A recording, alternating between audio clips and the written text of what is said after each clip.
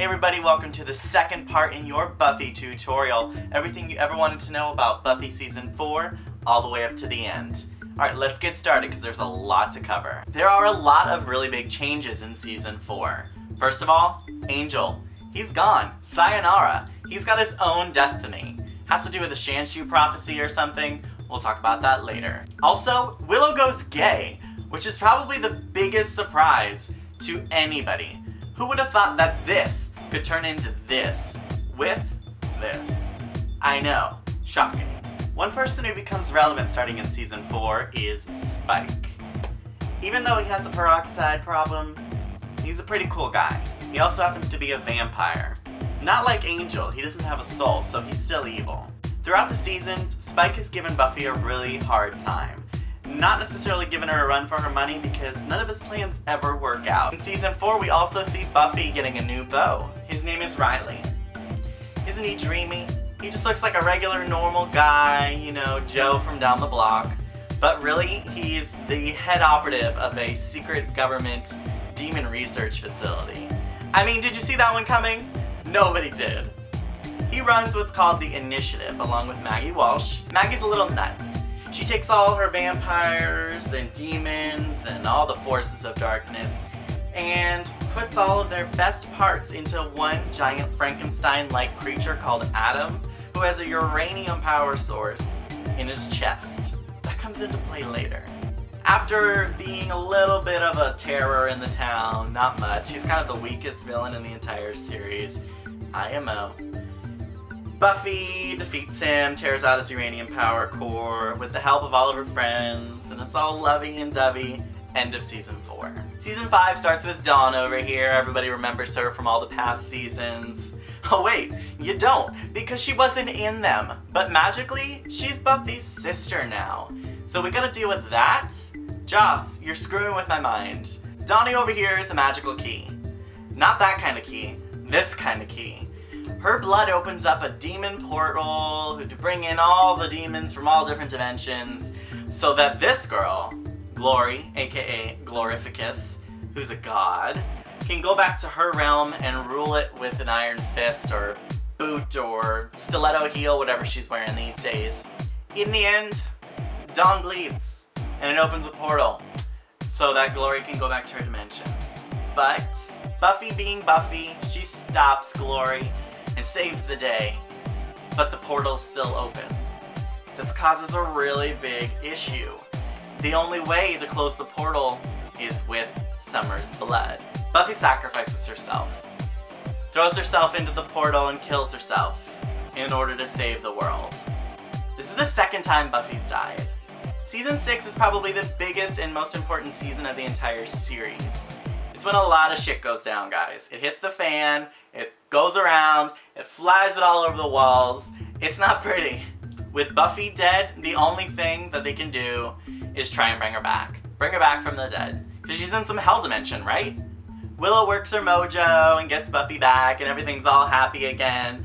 But Buffy's depressed, and why should she be depressed? She was in a hell dimension and everything was horrible and there was demons all over and she was in a terrible place. But was she? After a catchy, melody-filled musical episode, we discover that Buffy wasn't in a hell dimension. She was in heaven, or at least one of the heavens that there are. She was happy, and she was blissful, and she fulfilled her purpose in life. But Willow brought her back to the world and all the sadness and the hatred and people. I mean, who wants to deal with people when you're in heaven? After we find this out, Willow kind of starts going downhill. She's messing with the magics and she's turning herself into something that she really doesn't want to be. With the help of Tara here, her girlfriend if you remember, Tara talks her off the ledge and gets her into the goodness of magic, the white magic, and just brings her back. But it doesn't stay good for long. Season 6 is all about the nerds, the trio. They are Jonathan, Warren, and Andrew.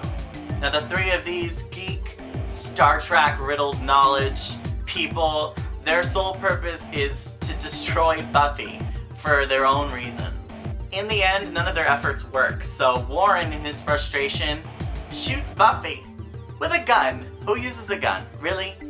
And ends up shooting through the window of a top bedroom and shoots Tara here. Poor Tara, Willow's girlfriend.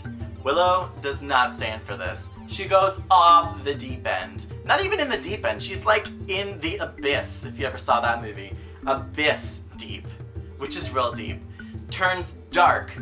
Enter Dark Willow. Probably the baddest bitch on the planet. No one can beat this girl. Nobody except Xander? Using his special superhuman powers of memories of the two of them together, he ends up saving the world, talks her down, you know, brings her off of her ledge that Tara's death plummeted her off of. Starting in season 6, Buffy and Spike sort of get into a sexual relationship. She is really depressed, having gotten sucked out of heaven, and she takes it out on Spike in a sexual manner.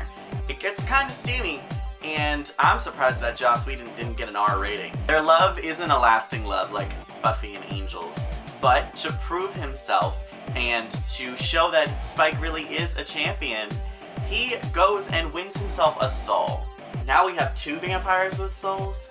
This is getting complicated, guys. Season 7 is all about redemption and renewal. Those are the 2 main themes. Redemption for Willow. She was dark, and how to get from that point to a point of being okay with yourself and forgiving and learning to channel the magics without going with the dark roots. It turns out, though, it's not all shiny happy puppies, folks. There are robed figures going around stabbing girls and killing them all over the world.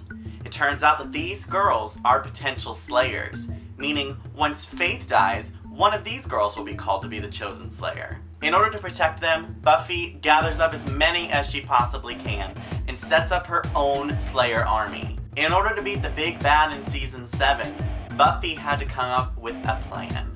This plan has to do with Willow over here. With the help of her extreme magical abilities, Willow awakens every slayer in the entire world. Thousands and thousands of girls wake up to having strength that they've never ever had before because they were the potentials. In a battle to end all battles, Buffy opens up the Hellmouth and goes inside and starts fighting all the vampires, but the one thing that they weren't counting on is Spike. Spike gets a necklace from Angel over in Los Angeles that effectively sucks in his life force and explodes it out and kills all of the vampires. Also, it kind of starts demolishing every single inch of Sunnydale. It ends up becoming a giant pothole hundreds of miles wide. Buffy isn't the only Slayer anymore. There are thousands out there. After years and years of fighting, it's all over. Or is it?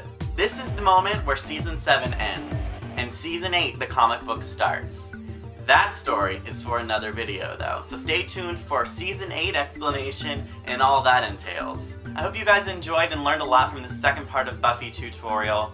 I know that I had an amazing time filming it. I hope you guys had an amazing time watching it. Alright guys, until next time, stake you later.